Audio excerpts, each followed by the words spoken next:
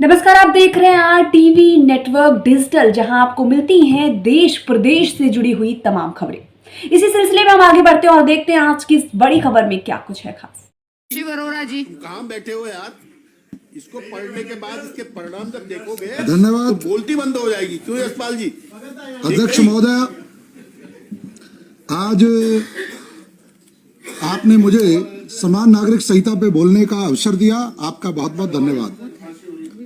और ऐसे अनेकानेक अधिनियम बिल विधानसभा में हमेशा आते रहते हैं और जब से उत्तराखंड बना तब से अनेकानेक अधिनियम और बिल यहां आए होंगे, लेकिन ये जिस बिल पर हम चर्चा कर रहे हैं ये कोई सामान्य बिल नहीं है।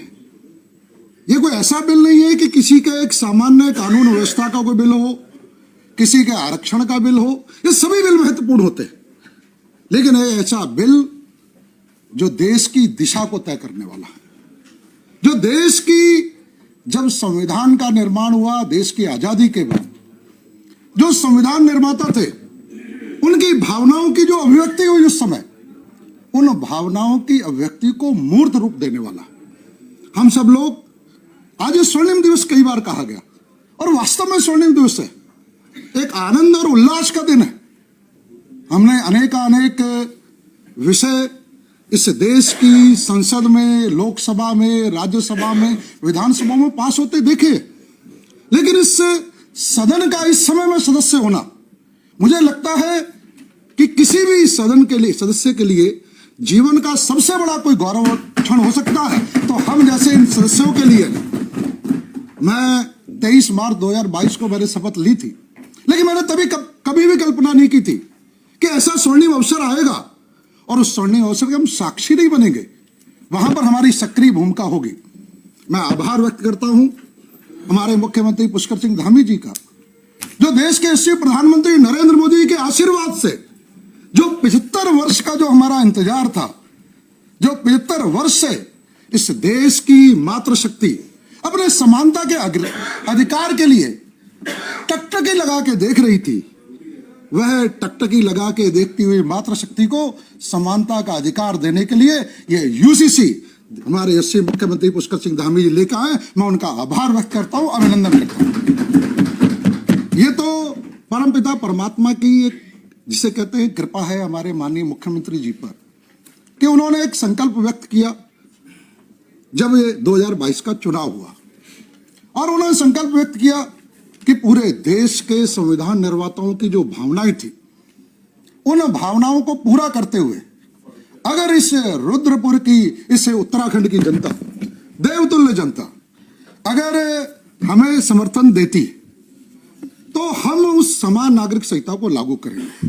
ये उनका संकल्प था, देश के यशस्वी प्रधानमंत्री जी का आशीर्वाद मिला और उन्होंने इस संकल्प को एक सिद्धि के रूप में लागू किया। जब उन्होंने संकल्प लिया तब सबको लगता था पता नहीं क्या होगा, समान नागरिक संहिता जिसे पिछले 75 वर्षों में कोई भी विधानसभा, कोई भी सदन लागू नहीं कर पाया, वो कर पाएंगे कि नहीं कर पाएंगे। लेकिन मैं उनके लिए कहता हूं, मंजिलें क्या है, रास्ता क्या है, मंजिलें क्या है, रास्ता क्या है, हौसला है तो फासला क्या है। उन्होंने सारे फासले पूरे कर दिए। मैं बाल्यकाल से संघ का स्वयंसेवक हूं और जब से हमने होश संभाला और आज एक राजनीतिक दल के कार्यकर्ता के रूप में मुझे सेवा करने का अवसर मिल रहा है, और मैं उस राजनीतिक दल का सदस्य हूं जिस राजनीतिक दल की स्थापना डॉक्टर श्यामा प्रसाद मुखर्जी ने की, जिस राजनीतिक दल की स्थापना उस विचारधारा पर हुई जो पंडित दीनदयाल उपाध्याय ने दी थी। और उनकी विचारधारा वो ये थी कि इस भारत माँ को, जिस भारत माता की जय की बातें हो रही थी, जिसे वंदे मातरम की बात हो रही थी, उसे कभी उन्होंने जमीन का टुकड़ा नहीं माना, उसे अपनी मां माना। और उनकी मां मानने के कारण से जितनी समस्याएं देश की आजादी के समय से उस नेतृत्व की कमजोरियों के कारण से आनी शुरू हुई, उनकी मूल 3 समस्याओं को अपने अपने अपने आधार पर रखा। चाहे धारा 370 को समाप्त करने का विषय हो, बात आया 2 विधान, 2 प्रधान, 2 संविधान, चाहे प्रभु श्री राम के भव्य मंदिर का हो, वह गुलामी का कलंक जो 500 वर्ष से इस भारत भूमि पर था, राम भक्तों के हृदय पर था, उसको समाप्त करने का था। वो संकल्प हमारे उन पूर्वजों ने लिया। और चाहे समान नागरिक संहिता हो, वो जानते थे कि देश की आजादी का अर्थ है कि बिना लिंग के, बिना जाति के, बिना धर्म के, भेद किए बिना सभी नागरिकों को समान नागरिक अधिकार मिलने चाहिए।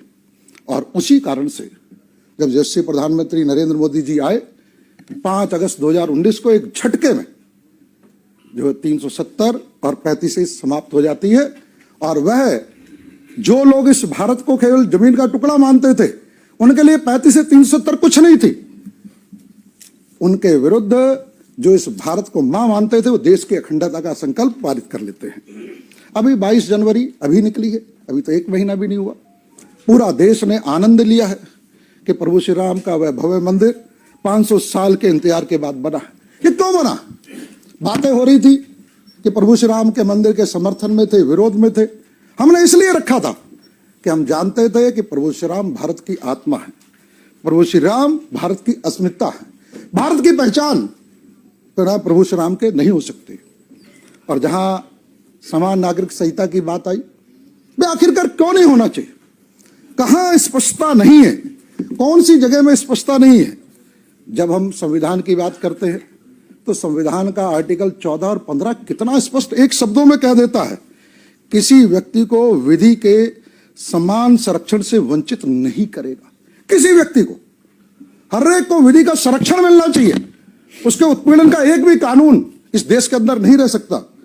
हमारा आर्टिकल 15 कहता है केवल धर्म, मूल वंश, जाति, लिंग, जन्म स्थान या इनमें से किसी भी आधार पर कोई विभेद नहीं करेगा। उसमें लिंग भी लिखा। वे आखिरकार पुरुष स्त्री में कैसे फर्क किया जा सकता है जब संविधान का आर्टिकल 44 कहता है?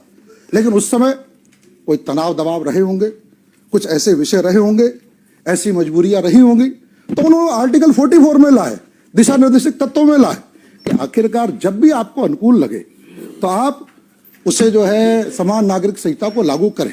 लेकिन 75 वर्ष का इंतजार किया। साथ ही साथ अभी बात हो रही थी कि हमारी क्या इच्छा थी, क्या इच्छा नहीं थी।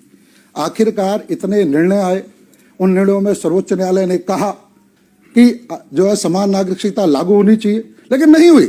और सबसे बड़ा आश्चर्य, अगर भावना की बात यहां बात हो रही थी कि हमें पढ़ने का अवसर नहीं मिला, आखिरकार जब 1985 में साहबानो केस आया था और एक हमारी बहन 40 वर्ष के विवाह के बाद 5 बच्चे होते हैं उसके, और हमारे सर्वोच्च न्यायालय कह देता है कि आर्टिकल जो CRPC 125 है उसके अंतर्गत भी उसे गुजारा भत्ता मिलना चाहिए। इससे इस्लाम खतरे में पड़ जाता है। वहां अध्ययन का उन्हें समय मिलता है और इतना अध्ययन करते हैं कि हमारी बहन को जो समान नागरिक खाली वो मेंटेनेंस तो मिलनी थी कुछ 100 रुपए की, इस्लाम के खतरे के नाम पर वो उसका जो है बस 2 मिनट में तो इस्लाम के खतरे के नाम पर संविधान में संशोधन कर देते हैं। आखिरकार आज अध्ययन करके आप क्या करेंगे? आपकी विचारधारा बताती है कि किस तरह के अमानवीय निर्णय लेने के लिए आप सर्वोच्च न्यायालय का निर्णय मात्र इसलिए पलट देते हैं कि हमारा वोट बैंक ना चला जाए।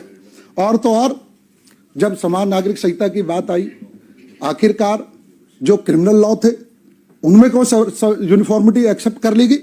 अगर शरीयत की बात थी, इस्लाम के खतरे की बात थी, तो शरीयत तो यहां तक कहती है, जितना हम जानते हैं सुनते हैं, कि अगर चोरी करोगे तो हाथ काट लिए जाएंगे, शराब पियोगे तो सार्वजनिक रूप से कोड़े लगा दिए जाएंगे, अगर आप कोई अपराध करोगे तो सार्वजनिक रूप से पत्थर मार मार के मार दिया जाएगा।